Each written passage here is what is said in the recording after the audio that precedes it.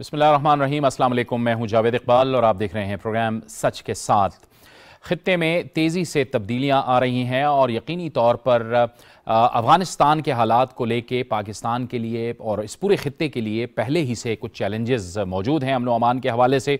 और फिर अफ़गानिस्तान के अंदर जो इस वक्त इंसानी हमदर्दी की बुनियाद पर इमदाद की अपीलें की गई हैं वो चैलेंजेस तो मौजूद हैं, लेकिन इसके साथ साथ दूसरी जानिब हम देख रहे हैं कि रूस और यूक्रेन में भी ज़ाहिर है जो एक टेंशन की फ़िज़ा मौजूद है वो भी बढ़ती चली जा रही है। और उसी टेंशन को लेके अमेरिका, यूरोप और रूस के दरमियान भी कशीदगी बढ़ती चली जा रही है। लेकिन दूसरी तरफ पाकिस्तान भी इस खित्ते में चूंकि अमन व इस्तेहकाम के हवाले से बड़ा अहम किरदार अदा कर रहा है, तो पाकिस्तान भी अपनी सिफारती ऑप्शंस का भरपूर इस्तेमाल कर रहा है। कुछ रोज़ कबल वज़ीर आज़म इमरान खान ने चीन का दौरा किया, चीनी क़यादत से अहम मुलाकातें हुई, खित्ते के हवाले से, अफ़गानिस्तान के हवाले से, मकबूजा कश्मीर और कश्मीर का जो मसला है पाकिस्तान और भारत के दरमियान, उस हवाले से भी तफसील से बात हुई। अब वज़ीर आज़म इमरान खान रूस का दौरा करने जा रहे हैं और ये रूसी सदर की दावत पर ये जो दौरा है ये होने जा रहा है। इंतहाई अहम दौरा है और पाकिस्तान इस खित्ते के अंदर अपने जो स्ट्रेटिजिक ताल्लुकात हैं, अपने सिफारती जो ताल्लुकात हैं उनको बढ़ावा देने की कोशिश कर रहा है। कितना अहम दौरा होगा और इस वक्त जो खित्ते के हालात हैं उसमें पाकिस्तान की जो सिफारतकारी है उसे किस कदर मुतहर्रिक और मौसर होना चाहिए, इन तमाम मामलात पर आज हम अपने इस प्रोग्राम में बात करेंगे। और इसके लिए हमें स्टूडियोज़ में ज्वाइन कर रही हैं, आलमी उमूर पर नज़र रखती हैं मोहतरमा डॉक्टर शबाना फयाज साहिबा। डॉक्टर साहिबा आपको खुशामदीद कहते हैं। आलमी उमूर पर ही नज़र रखते हैं जनाब मोहम्मद तैमूर खान साहब, आपको भी बहुत खुशामदीद। और वीडियो लिंक पर हमें ज्वाइन कर रहे हैं सेंट्रल एशियन रिपब्लिक्स में बहुत अरसा रहे, वहाँ पे सहाफ़त भी की, सीनियर सहाफ़ी और तज्ज़ियाकार जनाब शिराज पराचा साहब, आपको भी बहुत खुशामदीद कहते हैं। शिराज पराचा साहब, गुफ्तगू का आगाज़ आप ही से करेंगे। क्या सूरत हाल है इस वक्त, जो हालात वहाँ से आपको लग रहा है कि यूक्रेन के, क्योंकि ज़ाहिर है टेंशन मौजूद है। अमेरिका और यूरोप कह रहा है कि जो एस्केलेशन की बात हो रही थी, जो डी एस्केलेशन की बात हो रही थी और रूसी अफवाज के वापसी की जो बातें हो रही थी उसका कोई ग्राउंड पे सबूत दिखाई नहीं दे रहा। बहुत शुक्रिया मुझे अपने प्रोग्राम में इनवाइट करने का जावेद साहब। बहुत कम बात होती है इस इश्यू पर पाकिस्तान में और मुझे बड़ी खुशी है कि आप आज इस पर प्रोग्राम कर रहे हैं। इस वक्त एक बहुत बड़ी प्रोपेगेंडा वार चल रही है और उसके साथ साथ ग्राउंड्स में भी कुछ टेंशंस मौजूद हैं यूक्रेन और रशिया की सरहद के ऊपर। ये मामला काफी पुराना है, मैं इस पे 2 मिनट में आऊंगा, लेकिन मैं ये बताना चाहता हूं कि इस वक्त मगरिब जिसमें यूरोप और अमेरिका शामिल हैं और उसमें इनका मुश्तरका जो मिलिट्री अलायंस है नेटो, उन्होंने रूस के खिलाफ एक प्रोपेगेंडा वार शुरू कर रखी है जिसका मकसद रूस पर दबाव डालना है और उसको वो यूक्रेन की सूरत हाल को इस्तेमाल कर रही है। जैसे कि आप जानते हैं यूक्रेन हिस्सा रहा है सोवियत यूनियन का और उससे पहले ज़ारे रूस के जमाने में भी यूक्रेन और रशियंस के ताल्लुकात जो थे वो आपस में ये कजन्स हैं। मैं आपको बताता चलूं कि ये मेरे पीछे जो नक्शा है इसमें आप देख सकते हैं कि बेलारूस के साथ, अगर मैं इसको कैमरा इजाजत देता तो मैं आपको बताता कि इसके 3 अतराफ पर यूक्रेन के रूस है। तो रूसी जबान में यूक्रेनियंस को लिटिल रशियंस कहते हैं और एक दूसरा मुल्क है बेलारूस जो शुमाल में है, उसको रूसी जबान में सफेद को कहते हैं और वो सफेद रशियंस कहलाते हैं। तो इनका एक हिस्टोरिकल रिलेशनशिप है। सोवियत यूनियन के जमाने में बहुत सारे रूसियों को यहाँ मुंतकिल किया गया, इंडस्ट्रियलाइजेशन हो रही थी, सेकेंड वर्ल्ड वॉर हो रही थी और यहाँ तक के यूक्रेन की आबादी में 20% से 22% रूसी एथनिक रशियंस हो गए और तमाम इंडस्ट्रीज में उनका वो हो गए। तो अब जब सोवियत यूनियन खत्म हुआ 1991 में, स्प्लिट हुआ पीसफुली, उसके बाद टेंशंस वहां पे यूक्रेनियन और रशियंस के दरमियान बाज इलाकों में थी और मशरकी यूक्रेन में ये डोंबस का इलाका है जहां पर के 2 आजाद रिपब्लिक्स बनी हैं, लुंसिक और डोनेस्टिक, ये 2 आजाद रिपब्लिक्स हैं और ये कहना है यहाँ पर इन आजाद रिपब्लिक में अक्सरियत रूसी जबान बोलने वालों की है।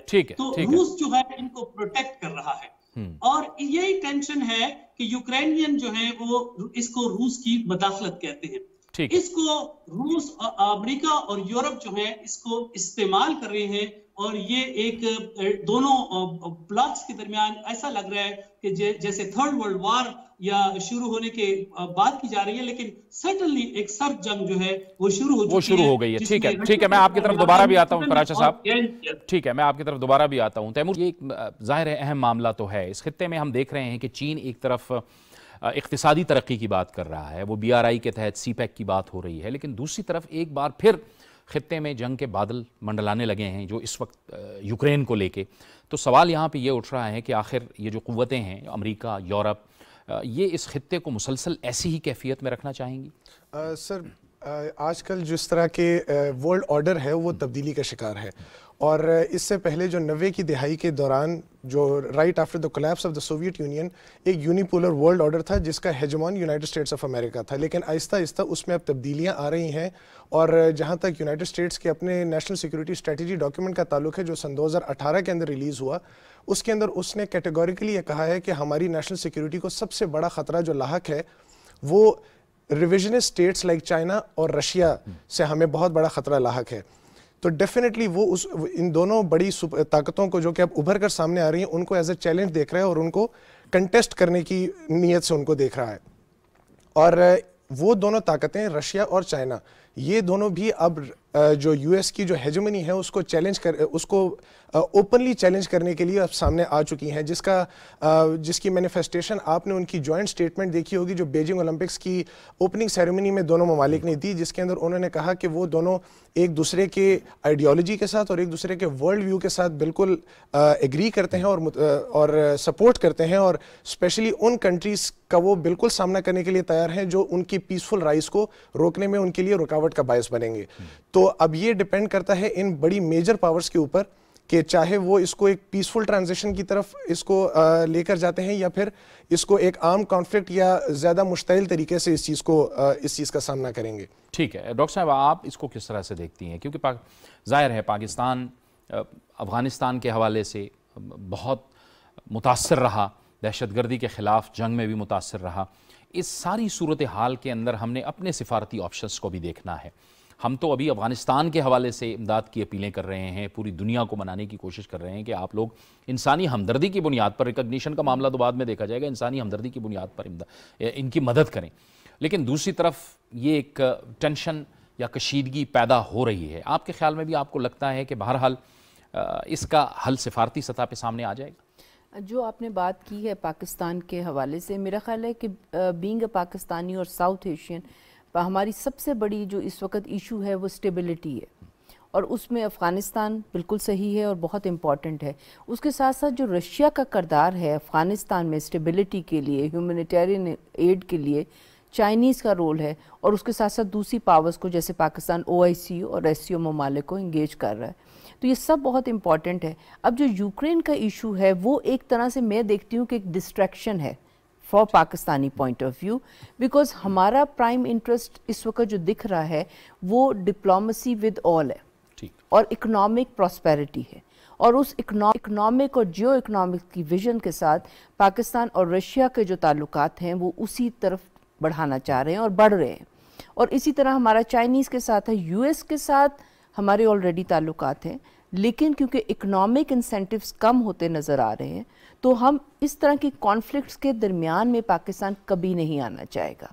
तो पाकिस्तान का, जैसे कि अभी प्राइम मिनिस्टर इमरान खान साहब का दौरा भी एक्सपेक्टेड है रशिया का, तो मेजर एम यही है कि पीसफुल डिप्लोमेसी का हो, ताकि पाकिस्तान किसी एक साइड को सपोर्ट करने के हक में नहीं है और करना चाहिए भी नहीं। हमने किसी की कैंप की लड़ाई नहीं लड़नी। हमने जो है, हमने एक इकोनॉमिक प्रॉस्पेरिटी, पीसफुल नेबरहुड और piece at large, I think this is the vision that Pakistan should be pursuing. ठीक है, शिराज पराचा साहब आपकी जानिब में आऊँगा, यूक्रेन दोबारा बात करेंगे, लेकिन जो डॉक्टर साहिबा ने फरमाया, एक तो हम पाकिस्तानी ऑप्शंस की भी बात कर रहे हैं, ये जो अब आने वाला दौरा है इमरान खान साहब का, वज़ीर आज़म साहब का रूस का दौरा, इसमें हम क्या तवक्कुआत लिए हुए हैं? और ज़ाहिर है हमने देखा कि जब कोल्ड वार का ज़माना था तो उस ज़माने में ब्लॉक्स बने हुए थे। पाकिस्तान अमेरिका के ब्लॉक में था, ज़ाहिर है सोवियत यूनियन दूसरी तरफ था। सोवियत यूनियन ने अपने ताल्लुकात भारत के साथ बढ़ाए। पाकिस्तान अमेरिका के ताल्लुकात अगरचे के सिक्योरिटी बेस्ड रहे, लेकिन बहरहाल रहे। इक़्तिसादी मदद भी आती रही, तकनीकी मदद भी, फ़ौजी मदद भी आती रही। अगरचे के दहशतगर्दी के ख़िलाफ़ जंग में पाकिस्तान हमेशा से ये गिला करता रहा कि ये जो इमदाद दी गई थी या पैसे दिए गए थे वो हमारी कुर्बानियाँ या जो हमारा नुकसान हुआ है उससे बहुत कम थे। लेकिन इस वक्त हम देख रहे हैं कि खित्ते में ज़ाहिर है तमाम ममालिक की जो अपनी एक हिकमत अमली है वो तब्दील हो रही है। तो पाकिस्तान अपने ऑप्शंस को कैसे देख रहा है और वज़ीर आज़म का ये दौरा आपकी नज़र में क्या हमें इससे तवक्कुआत रखनी चाहिए? वज़ीर आज़म का ये दौरा मैं ये कहूँगा कि बहुत दिलचस्प वक्त में हो रहा है और पाकिस्तान फिर एक दोराहे पर मुझे नजर आ रहा है। रूस के सदर व्लादिमीर पुतिन के ऊपर इस वक्त बेइंतहा दबाव है मगरिब की जानिब से, और उनके साथ चीन के प्रेसिडेंट शी खड़े हैं। जैसे कि तैमूर साहब ने कहा, इन्होंने बिल्कुल दुरुस्त कहा, 2008 में रूस और चीन के दरमियान एक स्ट्रेटेजिक पार्टनरशिप कायम हुई जो रोज बरोज मजबूत होती चली जा रही है, और उसका एक इजहार अभी हमने जनवरी में विंटर ओलंपिक्स के दौरान देखा जब दोनों ने ज्वाइंट स्टेटमेंट जारी किया, और उसमें यहां तक कहा गया कि वो एक दूसरे की, यानी इस तरह तो नहीं कि बिल्कुल एक पर हमला हो तो दूसरा उसका दिफा करेगा, लेकिन ये इनका स्ट्रेटेजिक पार्टनरशिप बहुत करीब हो चुका है, बहुत ज्यादा हो चुका है। मगरिब रूस को, चीन को तो एक थ्रेट समझता ही है, लेकिन रूस को उसके साइज की वजह से मगरिब जो है बहुत पहले से थ्रेट समझता है, क्योंकि रूस बहुत बड़ा मुल्क है और रूस में बहुत ज्यादा नेचुरल रिसोर्सेज हैं। अब इतना बड़ा मुल्क जो एक माजी की सुपर पावर भी रहा है, एक उभरती हुई सुपर पावर चाइना के साथ जब मिल गया है, तो इसको मगरिब अपने लिए एक बहुत बड़ा थ्रेट कंसीडर कर रहे हैं, और वो किसी भी बहाने को इस्तेमाल करके ये कॉन्फ्लिक्ट को एस्केलेट करना चाहते हैं। लेकिन इसमें यूरोपीय यूनियन के अंदर जर्मनी और फ्रांस दो ऐसे ममालिक हैं जो अमेरिका और बरतानिया के साथ पूरी तरह एक पेज पर नहीं है। इस मौके पर जब पाकिस्तान के वजीर आजम रूस में जाएंगे तो यकीनन रूस इसको पेश करेगा दुनिया के सामने कि हमारा साउथ एशिया में एक एलाई है। भारत तो उनका ऑलरेडी एक एलाई रहा है हिस्टोरिकली, लेकिन अब वो अमेरिका का भी एलाई है। तो पाकिस्तान जिसके तकरीबन 70 साल तारीख में सोवियत यूनियन और रूस के साथ हमारी मुखालिफत रही, जो कि हमने ब्रिटिश से ली, जो कि वहां पे ग्रेट गेम में थी, तो अब पाकिस्तान के वजीर आजम का एक ऐसे मौके पर दौरा करना जबकि अमेरिका और यूरोप प्रॉक्सी जंग शुरू करने वाले हैं और रूस के ऊपर ये इल्जाम लगाएंगे कि उसने यूक्रेन पर हमला किया और वो फिर वहां पर एक प्रॉक्सी लड़ाई हो जाएगी, उसमें अमेरिका का एक इत्तेहादी मुल्क पाकिस्तान ट्रेडिशनली उसके वजीर आजम का रूस में जाके मॉस्को में व्लादिमीर पुतिन के साथ खड़े होना, इसकी सिंबॉलिक बहुत बड़ी इंपॉर्टेंट है, इसकी डिप्लोमेटिक बहुत बड़ी अहमियत है, और मुझे लगता है कि अमेरिका इससे और उसके एलाइज इससे कोई ज्यादा खुश नहीं होंगे। लेकिन चूंकि ये कहा जाता है और हमारी माजी की खारजा पॉलिसी में यही बुनियादी गलती थी कि हमने अपने पड़ोसियों के साथ ताल्लुकात खराब रख के 10,000 मील दूर ताल्लुकात बनाए। अब हम शंघाई कॉर्पोरेशन ऑर्गेनाइजेशन का हिस्सा हैं और ये हमारे लिए बहुत जरूरी है कि हम चीन के साथ साथ रूस और वस्त एशिया की रियासतों के साथ भी बेहतर ताल्लुकात बनाए। लेकिन यहाँ पर चूंकि ये कॉन्फ्लिक्ट बहुत ही नाजुक है, आपके पास इतना शायद टाइम ना हो कि मैं इसकी जो मुख्तलिफ एस्पेक्ट्स आपके सामने वाज़ेह करूं, ये इससे पूरे यूरोप में जंग हो सकती है और इस वजह से हमें हर एक कदम फूंक फूंक कर उठाना होगा। ठीक है तैमूर साहब, बड़ी अहम बात की है। एक तो वज़ीर आज़म साहब का रूस, फिर ये जो मुलाकात, इसकी एक सिंबॉलिक वैल्यू है। फिर पाकिस्तान न्यूक्लियर मुल्क है और इस्लामी मुल्क है, न्यूक्लियर ताकत है। ज़ाहिर है इस्लामी मुल्कों में इसको एक खुसूसी तवज्जो हासिल है। जब वज़ीर आज़म इमरान ख़ान पाकिस्तान रूस के साथ खड़ा होता है और उनकी मौजूदगी वहाँ पे होती है, तो ज़ाहिर है इसका एक बड़ा मैसेज है कि रूस का इस खित्ते के अंदर भी ताल्लुकात की बढ़ावे में और ताल्लुकात की बेहतरी में उसकी जो पोजीशनिंग है वो भी सामने आ रही होगी। बिल्कुल। लेकिन सर हमारे वज़ीर आज़म का जो दौरा रूस है, इसको आपने बहुत ही प्रैग्मेटिज्म के साथ और हकीकत पसंदी के साथ आपने इसको देखना होगा कि जिस मौके के ऊपर, बिल्कुल जिस तरह पराजा साहब ने कहा, बिल्कुल सही मौके के ऊपर ये दौरा अहमियत का हामिल तो है, लेकिन کیا یہ موقع صحیح ہے ان کے جانے کا یا نہیں، یہ ہمیں وقت ہی بتائے گا. لیکن میری رائے کے مطابق یہ it is not the most opportune time to visit Russia at this point in time, especially جب رشیا ایک ایسے کانفلکٹ میں انگیج ہے جس میں اس کی ساری توجہ اور اس کے سارے ریسورسز ایک سائٹ پہ مرکوز ہوں. اور اس دورے کو آپ نے کمپیریزن میں دیکھنا ہوگا جو پریزیڈنٹ پوٹن کا 6 دسمبر سن 2021 کا دورہ بھارت تھا. اس کے اندر انہوں نے 28 MOU سائن کیے ان ڈفرینٹ فیلڈز، جس میں سائنس اینڈ ٹیکنالوجی سے لے کر ایجوکیشن، میڈیسن، انرجی، ان سب میں انہوں نے MOU سائن کیے. اور ایک بار پھر سے دنیا کو یہ باور کرایا کہ ہندوستان ان کا most privilege and strategic partner ہے. ہندوستان کے ساتھ ان کی دوستی اور پارٹنرشپ جو ہے وہ ابھی بھی گھٹی نہیں ہے، وہ اسی طرح برقرار ہے. بلکہ ہندوستان البتہ ایک اسٹریٹجک اٹانومی، جس طرح انہوں نے 70s میں اور 60s میں نان الائنمنٹ موومنٹ کو انہوں نے انگیج رکھا، سبجیکٹ کیا اس پالیسی کے اوپر، اس وقت وہ اسٹریٹجک اٹانومی کی طرف جا رہا ہے، جس میں وہ ساری کی ساری جو عالمی طاقتیں اور قوتیں ہیں ان کے ساتھ برابری کی بنیاد پہ وہ ایک ریلیشن شپ لے کر چلے گا. However, جو ہمارے وزیر اعظم کا جو دورہ ہے وہ بھی کافی اہمیت کا حامل ہے. جس طرح آپ نے صحیح ذکر کیا کہ اس کی ایک پولیٹیکل، اسٹریٹجک اور سمبولک سگنیفیکنس بہت زیادہ ہوگی. اور امکان بھی ہے کہ ہمارے وزیر اعظم جب پریزیڈنٹ پوٹن سے وہاں پہ ملیں گے تو متعدد فیلڈز کے اندر وہاں پہ بھی معاہدے ہوں گے، جس کے اندر پاکستان اسٹریم گیس پائپ لائن کا جو انرجی پروجیکٹ ہے اس کے اوپر دستخط کا امکان ہے. ہماری سول ایویشن اتھارٹی اور رشین ایئر اتھارٹی کے بیچ میں بھی معاہدوں کا امکان ہے. اس کے علاوہ ڈفرینٹ جو ایجوکیشن انسٹیٹیوٹس ہیں اس میں exchange of students, joint research اور نالج کوریڈور کے اوپر کافی زیادہ معاہدوں کے اوپر دستخط کا امکان ہے. اور Russia Pakistan international road transit کے اوپر بھی معاہدوں کا امکان ہے اس دورے کے دوران.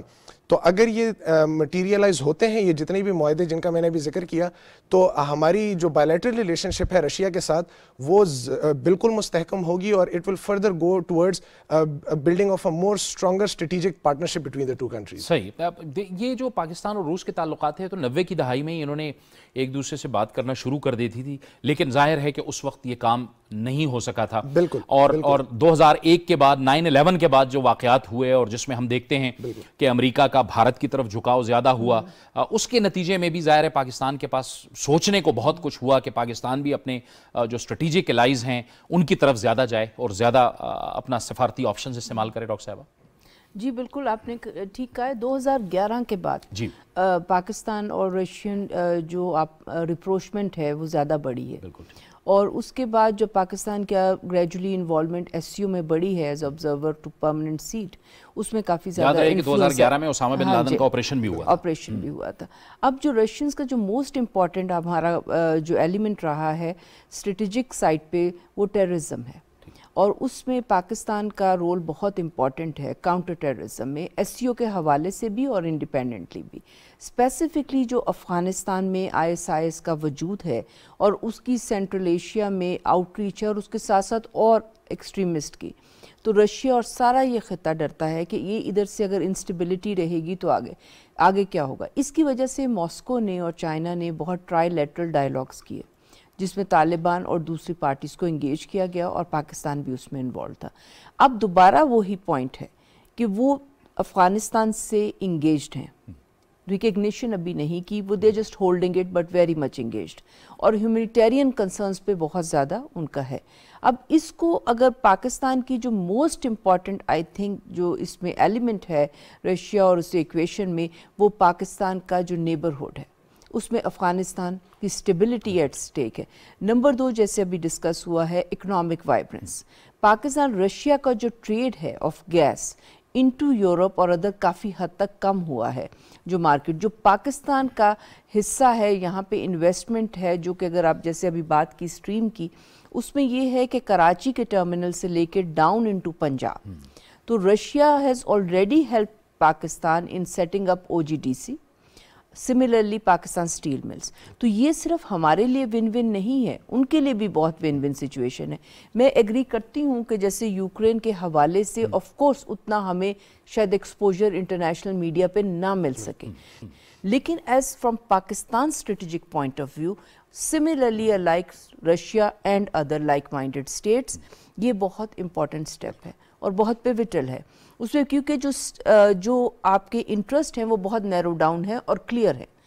موسٹ امپورٹنٹ میں دوبارہ یہ کہوں گی کہ پاکستان کا انٹرسٹ، ہماری گورنمنٹ کا انٹرسٹ یہ ہے اور ہونا بھی یہی چاہیے کہ پاکستان کی جو پالیسی ہے وہ کسی ایک کیمپ میں نہ آئے. بالکل ٹھیک. We need to have the maximum potential for our country, جہاں کہ ہم اپنا ہیومن ریسورس کو آگے لے کے جائیں اور اکنامک انویسٹمنٹ کو بڑھاوا دیں. سو میرا خیال ہے اس کے ارد گرد یہ جو وزٹ ہے یہ جو ہے وہ ارد گرد روٹیٹ کرے گا. اور اسی کی طرف وزیر اعظم صاحب نے کچھ عرصہ قبل اشارہ بھی کیا تھا کہ ہم کسی بھی بلاک کا حصہ بننے نہیں جا رہے، بلکہ ہم تو چاہیں گے کہ ہم جو ہے ایک متوازن قسم کے تعلقات رکھیں اور توازن پیدا کریں. یہ امریکہ اور چین کے حوالے سے جو انہوں نے کہا تھا. سر اس کے حوالے سے میں بالکل ڈاکٹر کی بات کو سیکنڈ کرنا چاہوں گا. اس کے ہماری جو نیشنل سیکیورٹی پالیسی ہے یہ اس سے بالکل مطابقت رکھتی ہے، جس کے اندر ہم لوگوں نے واضح طور پہ یہ ہائی لائٹ کیا ہے کہ ہم کسی بھی بلاک جوائننگ کا ہم اس کے مرتکب نہیں ہوں گے، بلکہ ہم اپنی ایک انڈیپینڈنٹ پرو ایکٹیو فارن پالیسی لے کر چلیں گے جو کہ فاؤنڈڈ ہو ایک اکنامک سالونسی اور اسٹرانگ اکانومی کے بیس کے اوپر. اور مجھے یہ امید ہے کہ ہمارا یہ وزیر اعظم صاحب کا جو دورہ روس ہے یہ ہماری اکنامک سالونسی کے جو گول ہے اس کو اچیو کرنے میں بالکل ہماری مدد کرے گا. ٹھیک ہے. شیراز پراچا صاحب آپ فرمائیے گا کہ بہرحال افغانستان کو لے کے تو چین کو لے لیں آپ، روس کو لے لیں، پاکستان، ان کے جو مفادات ہیں وہ ظاہر ہے کنورج تو کر رہے ہیں کہ ہر صورت میں امن اور استحکام اس ملک میں آئے، اور جو 40 سال تک جو کرائسس رہا اس ملک میں اس سے اب بہرحال ہم نکلیں، کیونکہ ظاہر ہے اس کا اثر پڑوسی ممالک پر بھی ہوتا ہے. پھر ظاہر ہے چین اس خطے کی اقتصادی ترقی کے حوالے سے بھی جو BRI کا ہم نے ذکر کیا، پھر CPEC کا ہم نے ذکر کیا. افغانستان میں یعنی سینٹرل ایشین ریپبلکس تک جانے کے لیے افغانستان میں امن بہت ضروری ہے. تو ظاہر ہے ہم اس پوٹینشل کو تو ہم دیکھ رہے ہوں گے، اور یہ تینوں ممالک اس پوٹینشل کو بھی دیکھ رہے ہوں گے. بالکل جی. اب دیکھیں اس میں 2-3 پوائنٹس میں بتانا چاہوں گا جو آپ کی ڈسکشن میں نے سنی. اس میں پہلی بات تو یہ ہے کہ پاکستان اور روس کے درمیان، جیسے کہ میں نے کہا اور آپ سب جانتے ہیں، پاکستان کے بننے سے لے کر سوویت یونین کے ختم ہونے تک ایک بد اعتمادی کی فضا رہی ہے. ہم ایک دوسرے کے دشمن رہے ہیں. پاکستان بنتے وقت کہا گیا تھا کہ یہ فرنٹ لائن اسٹیٹ ہوگا اور ہم نے یہی کیا. اس کے بعد ہم یہ کریڈٹ لیتے ہیں کہ ہم نے سوویت یونین کو تباہ کیا. اس کے بعد طالبان کی حکومت کو ہم سپورٹ کرتے رہے. جیسے کہ ڈاکٹر صاحب نے کہا کہ روس میں اور وسط ایشیا کے بارے میں آپ کو بتا سکتا ہوں کہ وہاں بہت زیادہ ریزرویشنز ہیں، وہاں لوگ بہت زیادہ کنسرنڈ ہیں انتہا پسندی سے، اور وہ یہ سمجھتے ہیں کہ افغانستان کے ساتھ ساتھ پاکستان میں ان کے مراکز ہیں. تو روس کا یہ انٹرسٹ ہے کہ وہ پاکستان کے ساتھ اس معاملے میں ایک ایسی انڈرسٹینڈنگ پیدا کرے کہ یہ انتہا پسندی، جیسے کہ اب افغانستان کی وجہ سے تاجکستان بڑا اپسیٹ ہے، ترکمنستان، ازبکستان، تو اس میں وہ پاکستان کی مدد چاہتے ہیں. دوسری بات جو ہے، ہمارا اور وسط ایشیا کے درمیان اور روس کے درمیان اس وقت تک تجارت نہیں ہو سکتی جب تک کہ افغانستان کا راستہ جو ہے وہ مکمل طور پر کھلے گا نہیں، اس کی ریکگنیشن نہیں ہوگی، اور افغانستان میں صحیح معنوں میں یہ آرٹیفیشل امن نہیں، صحیح معنوں میں امن نہیں آئے گا. تیسری بات جس پر میں آپ لوگوں کو یہ دعوت دیتا ہوں غور کرنے کی، وہ یہ ہے کہ آنے والے چند دنوں، ہفتوں یا مہینوں میں روس اور مغرب کے درمیان یہ جب ٹینشن بڑھے گی تو امریکہ صاف صاف کہہ چکا ہے اور نیٹو صاف صاف کہہ چکے ہیں کہ وہ روس کے خلاف ایسی پابندیاں عائد کر رہے ہیں جس کی ماضی میں کوئی مثال نہیں ملتی. اور ان پابندیوں کے نتیجے میں نہ صرف روس کے ساتھ کوئی تجارت نہیں کر سکے گا، روس کے ساتھ آپ بزنس نہیں کر سکیں گے، روس کے ساتھ آپ ایکسچینجز نہیں کر سکیں گے، اور روس کو انٹرنیشنل فائنینسنگ سسٹم سوئفٹ سے الگ کیے جانے کی دھمکی دی جا رہی ہے. اب پیوٹن صاحب اس کے آگے، اس دباؤ کے آگے ابھی تک تو نہیں جھکے. چین ان کے ساتھ کھڑا ہے. یہ پابندیاں لگتی ہیں تو اس سے جو ڈسرپشن آئے گی، مجھے لگتا ہے کہ خدا نہ خواستہ اگر ایسا ہوا تو ہمارے یہ جو ڈریم ہم دیکھ رہے ہیں اور یہ جو پلان ہم بنا رہے ہیں وزیر اعظم کہ اس میں جو MOU سائن کر رہے ہیں، کیا ان پر عمل درآمد ہو پائے گا؟ اور جب اگر روس پر پابندیاں لگیں گی تو پھر پاکستان کا SCO میں کیا کردار ہوگا، اور پھر پاکستان کا روس کے ساتھ ہم جو ریلیشن شپ بلڈ اپ کرنا چاہ رہے ہیں وہ پھر ہمیں کہا جائے گا کہ یا ادھر ہو اور یا ادھر ہو. ہاں، یہ تیمور صاحب، یہ جب شیراز پراچا صاحب یہ بات کر رہے تھے تو میرا فوراً دھیان چلا گیا کہ ہم تو گندم بھی بہت بڑی تعداد میں یوکرین سے منگوا رہے ہیں، اس کے بڑے ظاہر اقتصادی بھی بڑے اثرات ہونے ہیں، پھر روس سے بھی کچھ نہ کچھ تجارت ہے، کچھ نہ کچھ سامان آ رہا ہے. असरात होंगे, लेकिन आप समझते हैं कि इस हद तक मामलात चले जाएंगे? क्योंकि हम देख रहे हैं कि कुछ बीच में ये इत्तलाएं तो आई थी कि यूक्रेन ने भी थोड़ा सा हाथ खींचा है, क्योंकि असल मामला तो नेटो की तरफ जाने का है ना। असल में सर, जिस तरह पराचा साहब ने जिक्र किया कि रूस के ऊपर जो इक्तिसादी पाबंदियां लगाई जाएंगी, जिसकी धमकियां यूरोप और अमेरिका ने दी हैं, आपको इस चीज़ को मद्देनज़र रखना होगा कि रूस की जो मईशत है वो इन सैंक्शंस को काफ़ी अरसे से डिफरेंट इंटरवल्स में सहती हुई आ रही है, और उनके जो लीडरशिप है उन्होंने अपनी इकोनॉमी को इस तरीके से अब अरेंज और ऑर्गेनाइज कर लिया है कि वो अब इन चीज़ों का जो ब्रंट है, जो इसके कॉन्सिक्वेंसेस हैं, उसको सहने की अब वो सकत रखते हैं। इस पूरे अरसे में जब ये टेंशन्स चल रही थी तो पिछले साल तक रशिया के रिजर्व्स घटने की बजाय वो 636 अरब डॉलर उनके एक्सटर्नल रिजर्व्स उनके बने हैं। मतलब ये कि उनके 21% उनके इंटरनेशनल रिजर्व्स बढ़े हैं, कम नहीं हुए सैंक्शंस के बावजूद। तो वो प्रॉपर्ली इस चीज़ के लिए वो फुल तरीके से वो रेडी हैं कि अगर यूरोप और अमेरिका ने उनके ऊपर सैंक्शंस लगाई भी तो वो उसको सहने की पूरी ताकत रखते हैं। एक तो वो ये बात, दूसरी जहाँ तक स्विफ्ट का जिक्र हुआ, उसमें भी रशियन स्टेट डूमा के जो स्पीकर हैं उन्होंने ये कैटेगोरिकली ये कहा था कि अगर हम लोगों को इस फाइनेंशियल ट्रांजैक्शनल इंटरनेशनल सिस्टम से निकाला जाता है तो रूस से ज़्यादा नुकसान यूरोपीय ममालिक को होगा जो उस सिस्टम को करते हैं हमारे साथ ट्रांजैक्शन करने में, जिसकी वजह से वो एनर्जी रिसोर्सेज हमसे लेते हैं। तो ये सैंक्शंस जहाँ तक कहने की बात है वो अलहदा है, लेकिन उनको जब तक वो मैनिफेस्ट नहीं होते तब तक मेरे ख्याल से प्रेसिडेंट पुतिन इस तरह के लीडर नहीं है कि वो सिर्फ महज धमकियों से घबरा जाएं। और जिस तरह आपने जिक्र किया यूक्रेन का, तो पाकिस्तान को जिस तरह डॉक्टर साहब ने बिल्कुल सही जिक्र किया कि हमें we should not be taking any sides at this moment in time. हमारी जो फॉरेन पॉलिसी है वो friendship with all, goodwill and for the sake of international piece and security, ये हमारी फॉरेन पॉलिसी होनी चाहिए। और पाकिस्तान के जो बाहमी ताल्लुकात, जो दो तरफा ताल्लुकात यूक्रेन के साथ हैं, वो भी बहुत मुस्तहकम और बहुत पुराने हैं। जब से 1991 से जब से यूक्रेन आज़ाद हुआ तब से लेकर अब तक यूक्रेन के साथ पाकिस्तान के मिलिट्री टू मिलिट्री और मिलिट्री टेक्निकल कोऑपरेशन बहुत ज़बरदस्त रही है, और जिसकी वजह से उनके मिलिट्री इंडस्ट्रियल कॉम्प्लेक्स से हमारी अपनी अफवाज ने बहुत मुस्तफ़ीद हुई है, हमारी अफवाज उनसे, और अभी तक होती आ रही हैं। कुछ ही दिन पहले एक मिड एयर फ्यूलिंग जेट है, वो हम लोगों को उन्होंने दोबारा से रिफर्बिश करके हमें यूक्रेन ने दिया है, जो काफ़ी 100 लागत डॉलर का वो इक्विपमेंट है, जो कि हमें यूक्रेन ने उसको मेंटेन करके, उसकी मेंटेनेंस करके हमें वापस किया है।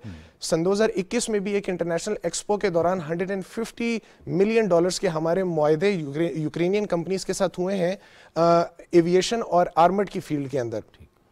तो मेरा अपना ये ख्याल है कि रशिया के साथ भी पाकिस्तान को अपने ताल्लुकात मेंटेन करने चाहिए, लेकिन यूक्रेन को भी हम लोगों को बिल्कुल आइसोलेट नहीं करना चाहिए, और अपने ताल्लुकात को पूरी तरीके से मद्देनज़र रखकर अपने इंटरेस्ट का हमें अपने इंटरेस्ट को परसू करना चाहिए। लेकिन आप समझती हैं डॉक्टर साहब, जैसे आपने पहले भी फरमाया कि पाकिस्तान जो है वो इस वक्त अपने जो ऑप्शंस हैं उनको बहुत मुतवाज़न तरीके से इस्तेमाल कर रहा है और वाइजली इस्तेमाल कर रहा है, क्योंकि पाकिस्तान ज़ाहिर है चीन का दौरा हुआ, फिर अब रूस का दौरा हो रहा है, और इस दौरान हमने देखा कि जब चीन का दौरा हो रहा था तो उस वक्त अमेरिकी स्टेट डिपार्टमेंट का के तर्जुमान का एक बयान आया, स्टेटमेंट आया, और उन्होंने कहा कि हम पाकिस्तान और के साथ जो ताल्लुकात हैं हम उनको कदर की निगाह से देखते हैं, पाकिस्तान के साथ जो हमारी शराकत दारी है, और ज़ाहिर है कि पाकिस्तान अपने ताल्लुकात के हवाले से कोई ऐसा फ़ैसला नहीं करेगा कि वो किसी एक का उसको इंतखाब करना पड़ेगा। यानी उन्होंने भी बड़ा बैलेंस किस्म का बयान दिया है। तो आपके ख्याल में जब वज़ीर आज़म रूस का दौरा कर रहे होंगे तो अमेरिका इन सारे हालात को तो देख ही रहा होगा। ये इंटरनेशनल पॉलिटिक्स की एक बड़ी ज़बरदस्त बात ये है कि आप सामने कुछ हैं, पीछे कुछ हैं और दरमियान में कुछ हैं। तो अब जैसे अब आपने कहा कि चाइना को वो एक लीवरेज होते हैं, ये एक डिप्लोमेटिक लैंग्वेज जार्गन्स हैं कि obviously they don't want to give image कि भाई हमने आपको ऑफ द शेल्फ कर दिया है पाकिस्तान को, you are very much relevant and we mean business with you. That was a message to Pakistan during the visit. Similarly जब इसी तरह जब इंडिया का उधर उनका जाना है तो वो ट्रंप थोड़ा सा पाकिस्तान का भी जिक्र करेंगे, बेशक किया और थोड़ा क्रिटिकल भी कर दिया और थोड़ा सा ये कर दिया। तो अब पाकिस्तान का ये तो एक डिप्लोमेटिक जार्गन है और उसमें एक मैसेजेस कन्वे होते हैं डिप्लोमेसी में। جیسے کہ ابھی انہوں نے بہت ریلیونٹ بات کی ہے کہ یوکرین کو ہمیں سائیڈ لائن نہیں کرنا. اور اگر آپ میڈیا کو دیکھیں, RT چینل دیکھیں, جزیرہ دیکھیں, BBC لیوز ہے, تو جو یوکرینین لیڈرشپ کے آ رہے ہیں بیانات, انہوں نے بیچ میں یہ بھی کہا ہے کہ آپ لوگ ہماری سچویشن کو اپنے لیے ایکسپلائٹ کر رہے ہیں. And they were addressing western media and Al Jazeera and other media. تو اس کا آپ نارمل یوکرینین کا اور ایون لیڈرشپ کا بھی یہ ہے کہ don't over play the situation. تو یہ نہ ہو کل کو کہ وہ ہاسٹیج ہو جائیں towards the both sides. They are very good player. Of course جیسے آپ نے کہا, پہلے بھی ذکر کیا پراچا صاحب نے, کہ انہیں پتہ ہے کہ رشیا کے ساتھ ان کا تعلق ٹوٹ نہیں سکتا, لیکن کس ٹرمز پہ انہوں نے رہنا ہے یہ ان کا مسئلہ ہے, اور یہی کرائسس ہے. Putin is very much prepared, اور جیسے کہ وہ پرو ایکٹیو لیڈر ہیں, اگلے 100 سال پہ ان لوگوں کی نظر ہے, تو ان کے بعد پورے تجزیات موجود ہیں کہ ہمارا ایمرجنسی اور کنٹینجنسی پلان کیا ہے. تو انہوں نے یہ ہوم ورک کیا ہوا ہے. تو اس پہ ہمارے لیے آف کورس ہوم ورک کرنا ہے. آف کورس یہ کہنا کہ ان پہ سینکشنز لگیں گی, ٹھیک ہے. پاکستان کا جیسے کہ ایران کے ساتھ اور دوسرے ممالک کے ساتھ سینکشنز کے دوران بزنس کرنا اور بہت ممالک کا مشکل ہو جاتا ہے. اسی طرح رشیا کے ساتھ بھی ہوگا, لیکن ہمیں ایسے وائبل کوریڈورز موجود ہیں, اس میں کوئی انڈر ورلڈ کی ضرورت نہیں ہے.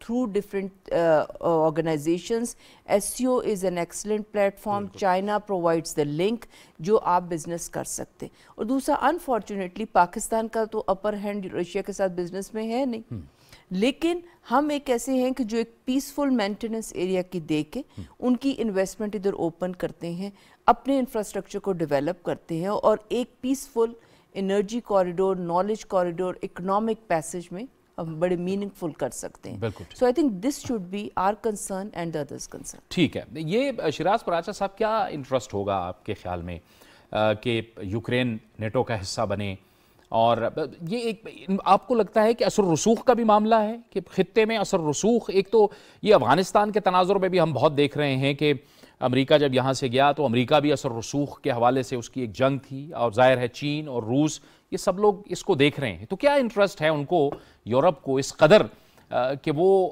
یوکرین کو اپنے ساتھ شامل کر کے حالات کو اس نہج تک پہنچا رہے ہیں؟ دیکھیے جی, اس میں یہ ایک نئی ری الائنمنٹ ہو رہی ہے. 21 سینچری کی 3rd ڈیکیڈ میں ہم داخل ہیں, اور اس نئی ری الائنمنٹ میں یورپ کا بڑا سینٹرل کردار ہے. جب سوویت یونین ٹوٹ رہا تھا, سوویت یونین جب ختم ہو رہا تھا, تو اس سے پہلے گوربچوف صاحب جو آخری سربراہ تھے سوویت یونین کے, ان کے ساتھ جیمز بیکر نے, امریکن فارن وزیر خارجہ, اور رونلڈ ریگن نے زبانی طور پر یہ وعدہ کیا تھا کہ آپ وارسا پیکٹ ختم کر دیں جو نیٹو کے مقابلے میں مشرقی یورپ میں تھا, تو ہم نیٹو جہاں پہ ہے ویسٹ جرمنی تک وہاں تک ہی رہے گا.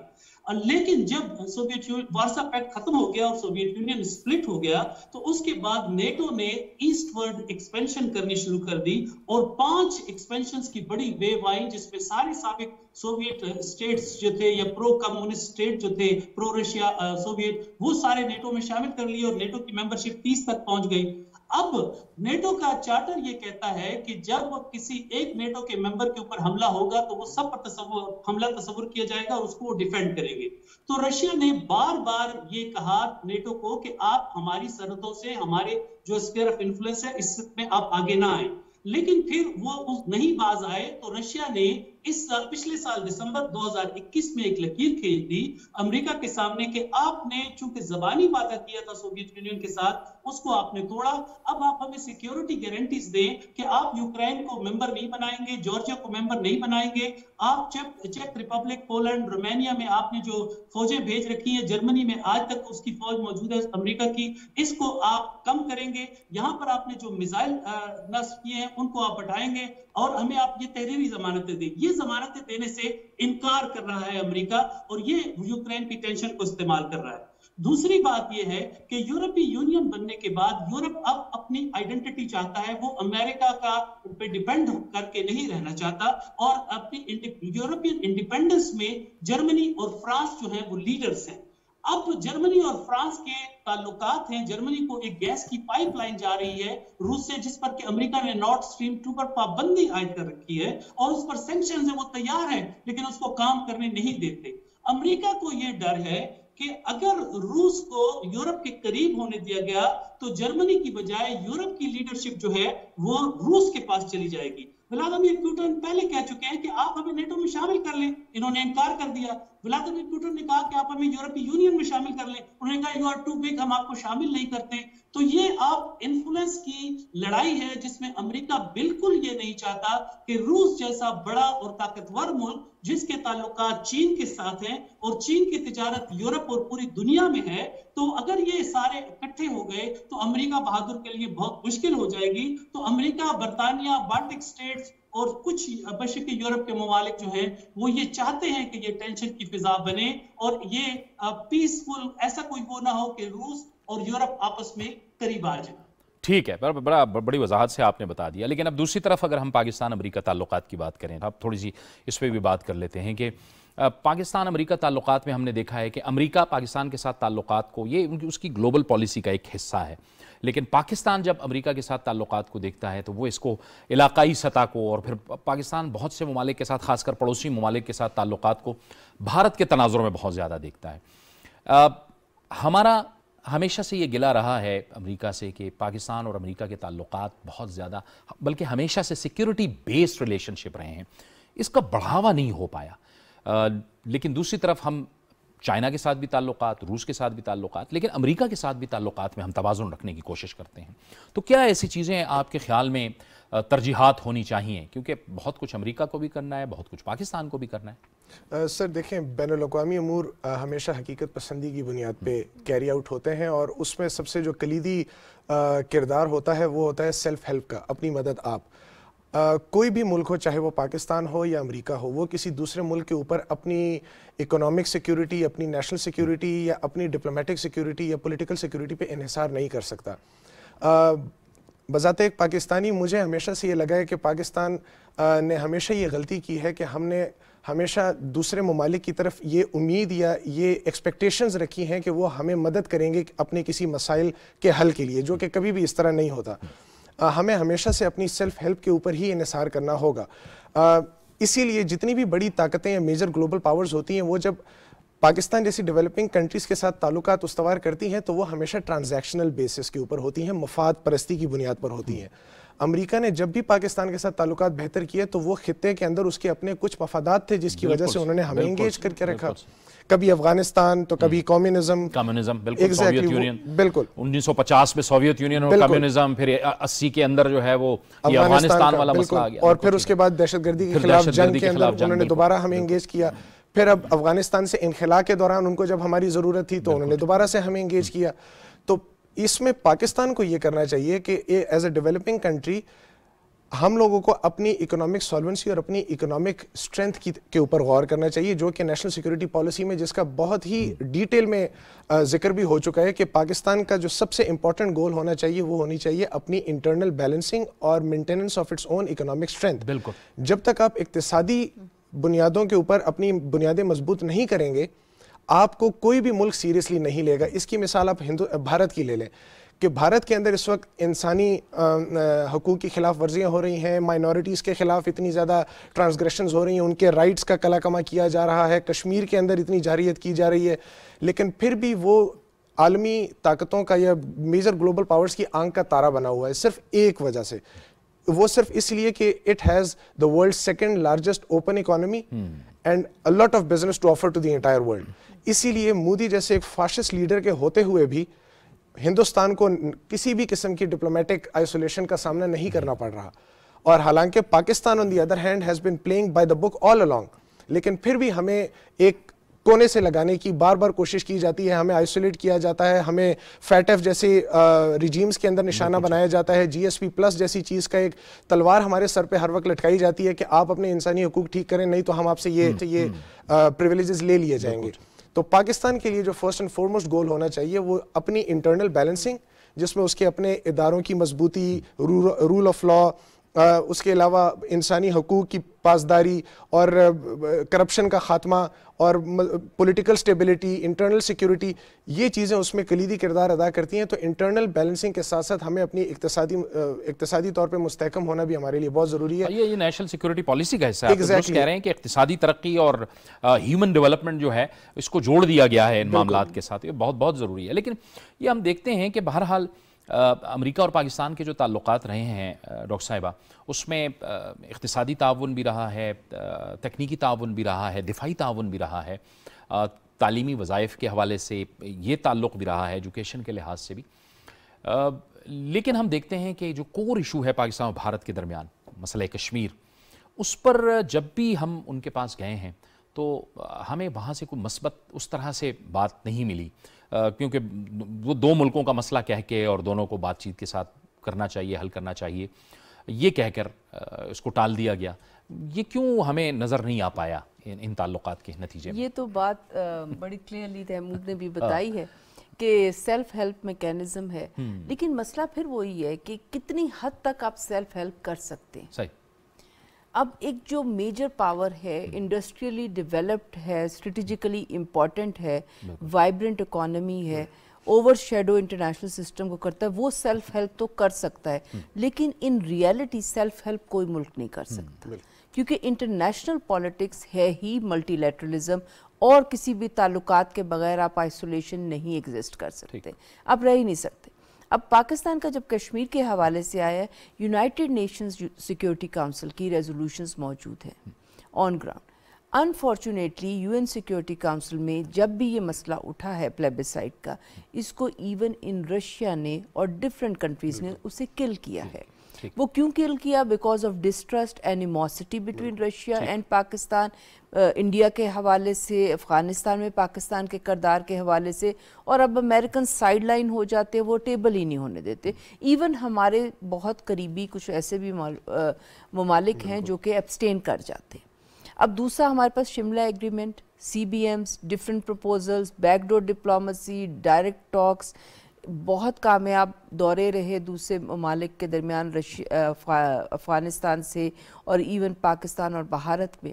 لیکن پرابلم وہی ہے کہ ہمارا میجر مسئلہ یہ ہے کہ کشمیر کی وجہ سے اور دوسرے کی اور جو انڈیا سے تعلقات ہیں، اس کی جو نیگیٹیوٹی ہے، اس سے ہماری ہیومن ڈیولپمنٹ بھی کافی حد تک متاثر ہوئی ہے. تو اب لیکن کیونکہ اب اکانومی کے بغیر، جیسے کہ ایک لیسن ہے لرن کہ اگر آپ اکنامیکلی اسٹرانگ ہوں گے، ڈیفینس وائز تو ماشاءاللہ وی آر ویری اسٹرانگ، اور نیوکلیئر اسٹیٹ بھی ہیں، لیکن اس کو اکانومی بھی ساتھ ہے. ابھی ہمارا اتنا برا حال نہیں ہے جتنا کہ ہم بعض لوگ سمجھتے ہیں کہ پاکستان بالکل فارغ ہو گیا. پاکستان فارغ نہیں ہوا.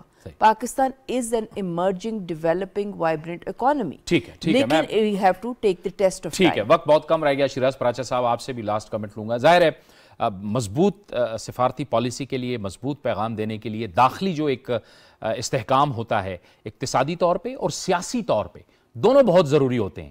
اس پہ آپ کا آخری کامنٹ 30 سیکنڈ میں پلیز. جی، پاکستان کا یہ بات جو بڑا مسئلہ ہے وہ یہ ہے کہ ہماری اقتصادی ڈیپینڈنس ہے شروع دن سے.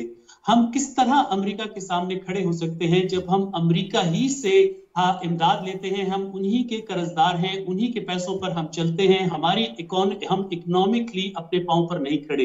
یہ ایک ہماری ڈیپینڈنس ہے جس کی وجہ سے ہم روس کے ساتھ چاہیں بھی تو نہیں کھڑے ہو سکتے، چین کے ساتھ چاہیں بھی تو نہیں کھڑے ہو سکتے. دوسری بات یہ ہے کہ پچھلے 40 سال میں پاکستان کے معاشرے میں جو انتہا پسندی بڑھی ہے، اس انتہا پسندی کے بڑھنے سے دنیا میں ہمارے بارے میں بہت شکوک و شبہات ہیں. ریاستیں ہمیشہ سیکولر ہوتی ہیں اور ریاست کو سیکولر ہونا چاہیے. سیکولر کو ان معنوں میں نہیں استعمال کر رہا. دیکھیے، اگر ہندوستان میں پورے صحیح معنوں میں سیکولرزم آ جائے تو وہاں پر مسلمان محفوظ ہوں گے. ہندوستان نے سیکولرزم کو چھوڑا تو وہاں پر سیکٹیرینزم آ گیا. تو پاکستان میں بھی یہ بہت ضروری ہے کہ ہم انتہا پسندی، عدم برداشت اور یہ جو وائلنس ہماری سوسائٹی میں بہت زیادہ ہے، اس کو ہم کنٹرول کریں تو دنیا ہمیں एक महजब उसके साथ करेगी। बहुत बहुत शुक्रिया, बहुत बहुत अहम बात कही आपने। शिराज पराचा साहब बहुत बहुत शुक्रिया आपका, डॉक्टर शबाना फयाज साहब आपका भी बहुत शुक्रिया, तैमूर खान साहब आपका भी बहुत बहुत शुक्रिया इस खुसूसी गुफ्तगू में हमारे साथ शामिल हुए।